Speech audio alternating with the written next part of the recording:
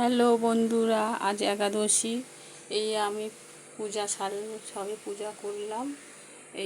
এবারে আমি একাদশীর প্রসাদ বানাবো। এই নারকোল ছিল, নারকোল ছাইতে নারকোলের নাড়ু করবো। তারপরে হচ্ছে আমি উপকল্প করবো তরকারি প্রসাদ। নারকোল ছাইটা হয়ে গেলে নারকোল নাড়ুটা করবো, করে তারপরে আমি এই যে বাদাম দিয়ে বাদাম ভিজত দিয়েছি, এই পেঁপিয়া কেটেছি, এই আলু কেটেছি, আর এই হচ্ছে থোড়। এই থোড় কলা গাছের